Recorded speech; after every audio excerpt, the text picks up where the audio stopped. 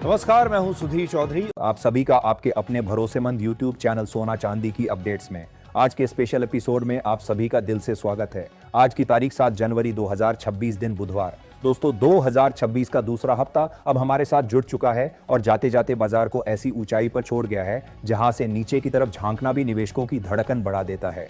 आज वीकेंड है, global markets पर फिलहाल ताले लगे हैं, लेकिन इसके बावजूद भारत के सराफा बाजार में जबरदस्त हलचल देखने को मिल रही है।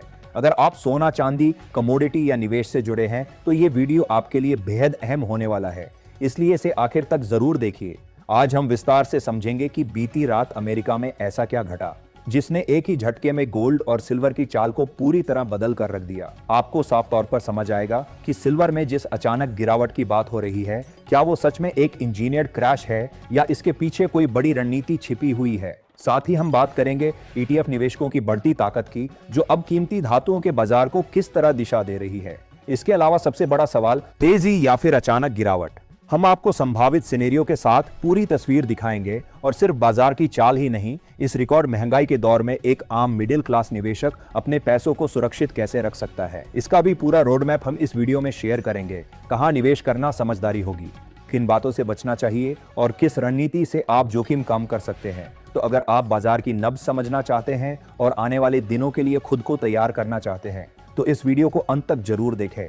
चैनल को सब्सक्राइब भी कर ले और कमेंट करके जरूर बताएं आप ये वीडियो कहां से देख रहे हैं। आज भारत के कई बड़े शहरों में चांदी 2,50,000 रुपए प्रति किलो के स्तर को छू रही है।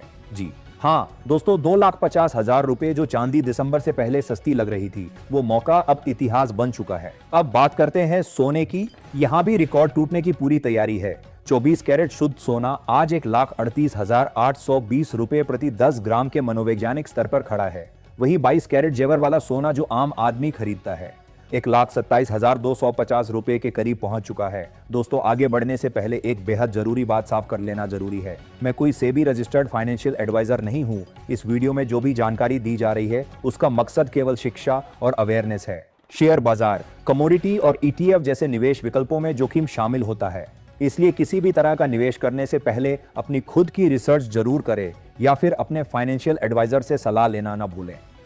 अब आते हैं उस सवाल पर जो हर निवेशक के दिमाग में घूम रहा है। बुधवार को जब बाजार खुलेगा तो क्या वाकई कुछ बड़ा होने वाला है। बाजार के जानकारों और ग्लोबल एनालिस्ट का मानना है कि अमेरिकी जॉब डेटा के बाद बुधवार को बाजार गैप अप ओपनिंग दिखा सकता है, यानी शुरुआती तेजी के साथ हो सकती है। जिस अनुमान की बात JP मॉर्गन पहले से कर रहा था, वो अब धीरे धीरे हकीकत बनता हुआ नजर आ रहा है। लेकिन दोस्तों, आज हम किसी भी तरह के शोर, डर या अफवाहों में नहीं पड़ेंगे। तो सोशल मीडिया की सनसनी न ही अधूरी खबरें। आज की चर्चा पूरी तरह डेटा, फैक्ट्स और सच्चाई पर आधारित होगी। हम एक एक करके सोने और चांदी दोनों की असली तस्वीर आपके सामने रखेंगे। सबसे पहले बात करते हैं चांदी की, क्योंकि यहीं पर सबसे ज्यादा गलतफहमियां फैलाई जा रही हैं। चांदी में इस वक्त सबसे बड़ा जोखिम किसी टेक्निकल लेवल से नहीं, बल्कि एक खास निवेशक वर्ग से जुड़ा हुआ है। एक्सपर्ट्स इसे वीक लिंक कहते हैं और ये वीक लिंक है सिल्वर ETF में निवेश करने वाले निवेश का।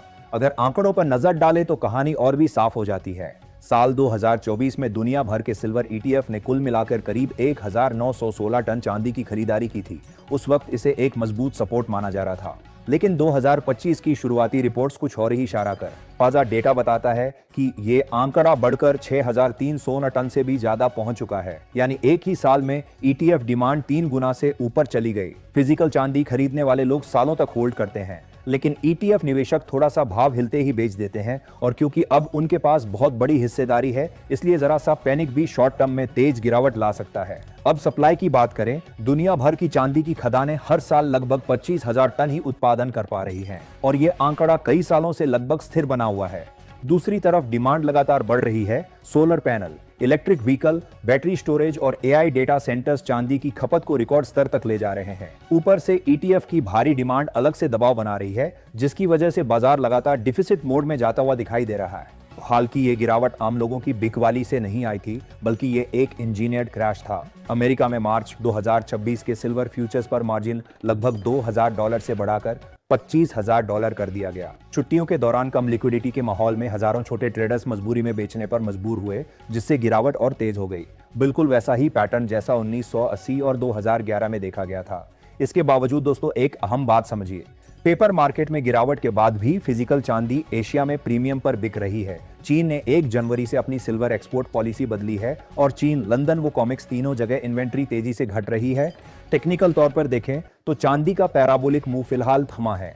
70 का लेवल बड़ा सपोर्ट है, जहां से बाउंस मिलने पर डबल बॉटम बन सकता है। वहीं 74 के ऊपर वॉल्यूम के साथ टिकना अगली बड़ी रैली का साफ संकेत होगा। अब बात करते हैं सोने की। सोने में हाल की तेजी किसी सट्टेबाजी की वजह से नहीं आई है, बल्कि इसके पीछे 3 ठोस कारण हैं। पहला, डॉलर की कमजोरी, दूसरा, आने वाले समय में ब्याज दरों में कटौती की उम्मीद और तीसरा, सेंट्रल बैंकों की लगातार खरीद जो डॉलर पर निर्भरता कम करना चाहते हैं। सोने की माइनिंग सप्लाई सीमित है और बहुत धीरे बढ़ती है, इसलिए जब डिमांड बढ़ती है तो कीमतें नए जोन में एडजस्ट होती है। पेपर मार्केट में उतार चढ़ाव हो सकता है, लेकिन फिजिकल गोल्ड की डिमांड मजबूत बनी हुई है। निष्कर्ष बिल्कुल साफ है दोस्तों, चांदी में शॉर्ट टर्म वोलेटिलिटी ETF की वजह से बनी रहेगी, लेकिन लॉन्ग टर्म में इंडस्ट्रियल डिमांड इसे मजबूती देती रहेगी। वही सोना अब गिरावट से ज्यादा कंसोलिडेशन मोड में है और हर बड़ी गिरावट लॉन्ग टर्म निवेश के लिए मौका बनती रहेगी। एक्सचेंज पेपर प्राइस को कुछ समय तक मैनेज कर सकते हैं, लेकिन सोने और चांदी की फिजिकल कमी को कंट्रोल नहीं कर सकते। यही वजह है कि 5 साल के नजरिए से दोनों मेटल्स मजबूत एसेट बने हुए हैं। तो मेरे मिडिल क्लास दोस्तों, रणनीति साफ है, सिप से शुरुआत करें। अगर एक बार में 1 लाख रुपए नहीं लगा सकते तो हर महीने 500 या 1000 रुपए का सिल्वर ETF या गोल्ड ETF लेना शुरू करें। बूंद बूंद से घड़ा भरता है। 2026 में अभी बहुत बड़ी रैली आनी बाकी है। अगर आज छोटे निवेश से शुरुआत नहीं करेंगे तो महंगाई आपको रेस से बाहर कर देगी। तो दोस्तों, अगर आपको आज के इस वीडियो से कुछ नया सीखने को मिला हो या हमारी जानकारी ने आपको सही फैसला लेने में मदद की हो तो वीडियो को लाइक जरूर करें। कमेंट में बताइए आप किस शहर से हैं और वहां आज सोना चांदी का क्या भाव चल रहा है। इससे हमारे बाकी दर्शकों को भी देश भर के रियल रेट्स पता चलते हैं। मिलते हैं कल नई खबरों के साथ, तब तक अपना ख्याल रखें। और एक चीज और, अगर आपके मन में कोई भी सवाल है या आप हमारे चैनल के लिए कोई सलाह देना चाहते हैं तो वो भी कमेंट में जरूर पूछें। हम आपके हर सवाल का जवाब देने की पूरी कोशिश करेंगे। जय हिंद, जय भारत है।